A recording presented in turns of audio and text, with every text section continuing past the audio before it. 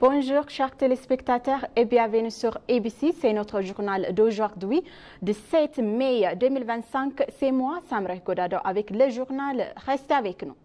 Le président Taye Asselassie a déclaré que le mouvement éthiopien de productivité posait les bases de demain en augmentant la capacité de production de l'industrie manufacturière. Dans son discours, après avoir visité l'Expo l'Ethiopian Productivity 2017, qui se tient au Centre international de convention, le président Taye Asselassie a déclaré que l'objectif de l'Éthiopie est d'améliorer la croissance nationale globale en augmentant la productivité. Il a déclaré également que les différents produits en cure présentés à l'exposition répondent aux normes de qualité internationale. Il a expliqué que le mouvement éthiopien de productivité permet non seulement la production de produits de classe mondiale, mais élargit également l'accès au marché éthiopien. Il a expliqué que cela créera des opportunités d'emploi en augmentant la capacité de production de l'industrie manufacturière et jeterait les bases d'un avenir meilleur. Il a souligné que l'élan d'observer à l'exportation et augmentera la capacité de production de l'Éthiopie et en déclarant les produits montrant que l'Éthiopie a la capacité de production que l'industrie de paix et l'espoir de l'avenir.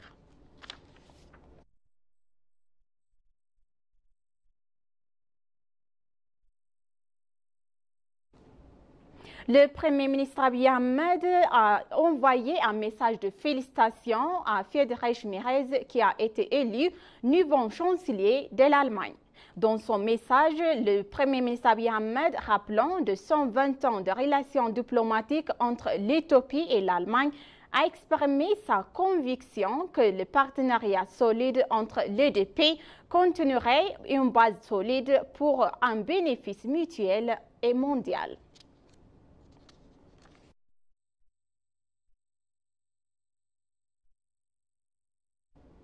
L'Éthiopie s'impose comme une destination phare en Afrique pour les conférences internationales. Le Premier ministre Abiy Ahmed a souligné le rôle croissant de l'Éthiopie comme destination de choix pour les réunions et conférences internationales, citant la position stratégique du pays en tant que plaque tournante diplomatique de l'Afrique. Des pays et de réunions modernes, un hébergement de qualité, les lieux de réunion modernes, un hébergement de qualité et un développement rapide font de l'Éthiopie une destination attractive pour les affaires et les événements internationaux. Grâce à sa riche culture, sa cuisine variée et ses paysages à couper le souffle, le pays se positionne comme la destination maïs, meetings, initiatives et conférences et exhibitions par excellence. Rencontrez-vous en Éthiopie, prolongez vos jours et explorez le Premier ministre en visitant et invitant le monde entier à découvrir les mélanges uniques d'opportunités et d'expériences qu'offrent les pays.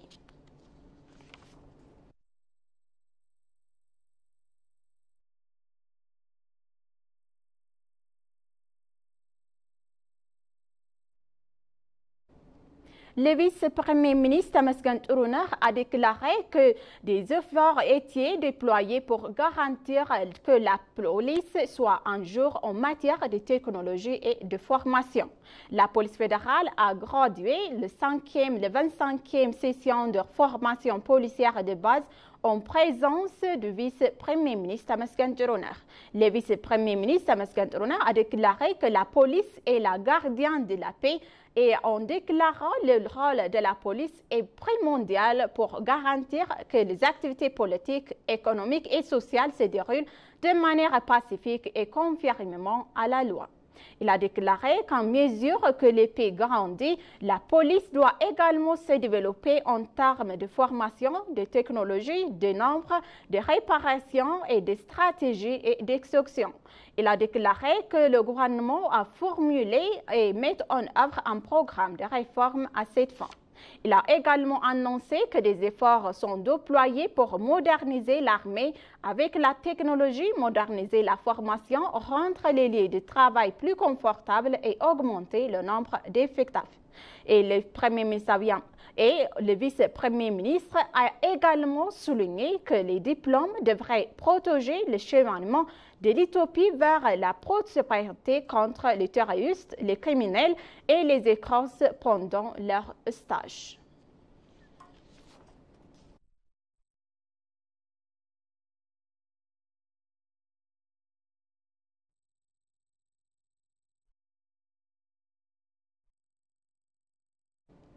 Le ministre des Affaires étrangères, Gideon Timotheus, a rencontré le ministre du Développement international du Royaume de Norvège, Arsène Meade, et Govert, et les discussions ont porté sur les moyens de renforcer les relations bilatérales, d'explorer de nouvelles pistes de coopération et d'arrêter les questions régionales et mondiales d'intérêt commun. Les deux parties ont exprimé leur engagement à renforcer leur coopération et collaboration au sein des institutions multilatérales.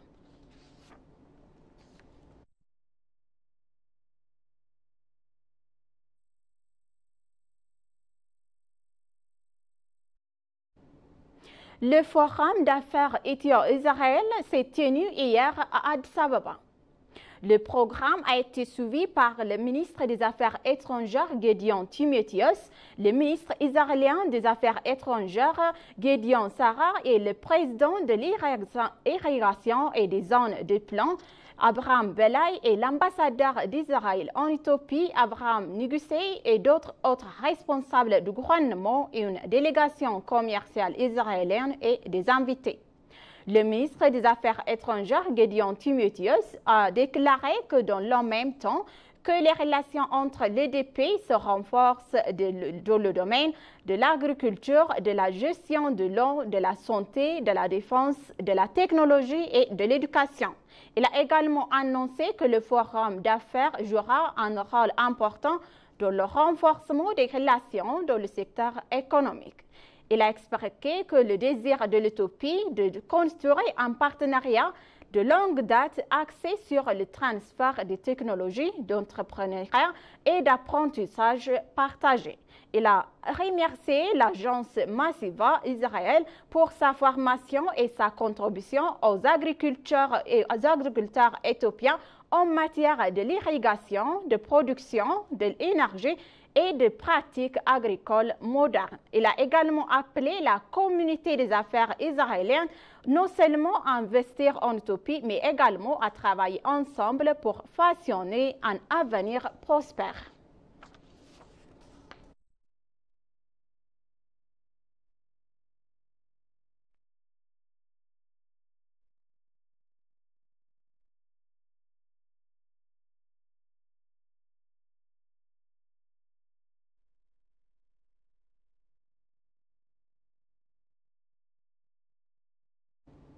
L'Union africaine et IGAD ont annoncé leur soutien indéfectible et continu aux efforts visant à parvenir à une paix et une stabilité durable au Soudan du Sud.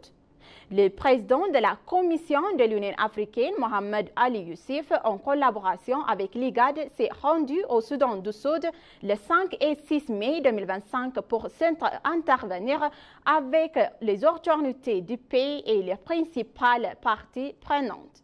Les deux institutions ont également publié une déclaration conjointe concernant les résultats de la discussion et des prochaines étapes.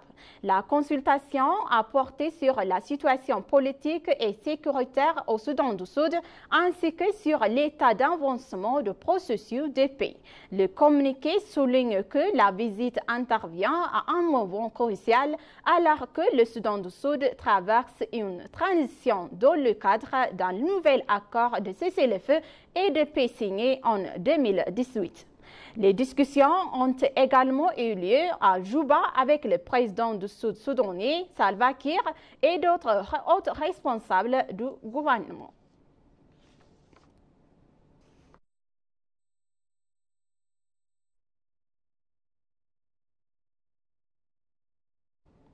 La ministre du Tourisme, Salamé Kassa, a annoncé qu'un atelier visant à lancer et à faire connaître les géoparcs mondiaux UNESCO en Éthiopie et des pays de l'Afrique de l'Est tiendra à Addis Ababa. La ministre a déclaré que dans un communiqué que l'atelier vise à créer une dynamique pour le lancement de projets de géoparcs mondiaux dans le pays de l'Afrique, dont l'Éthiopie, en sensibilisant et en renforçant les capacités des parties prenantes sur les géoparcs et de géotourisme. Elle a annoncé que l'atelier se tiendrait sur les thèmes les géopolitiques mondiaux, les géoparcs mondiaux de l'UNESCO et le rôle du géotourisme pour le développement durable. Dr Rita Bossonnette, directrice de l'UNESCO en Éthiopie, a déclaré qu'il existe de nombreux géoparcs en Afrique, en particulier en Afrique de l'Est.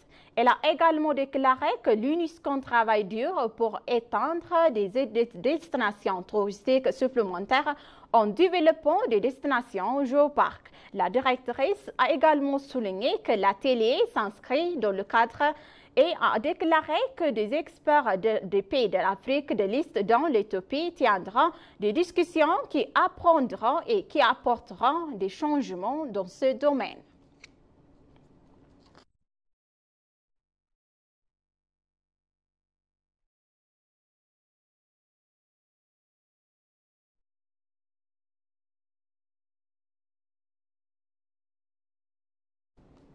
Chers téléspectateurs, maintenant je vous rappelle les titres principaux. Le président Haïlé Selassie a expliqué que le mouvement éthiopien de productivité élargit l'accès au marché éthiopien.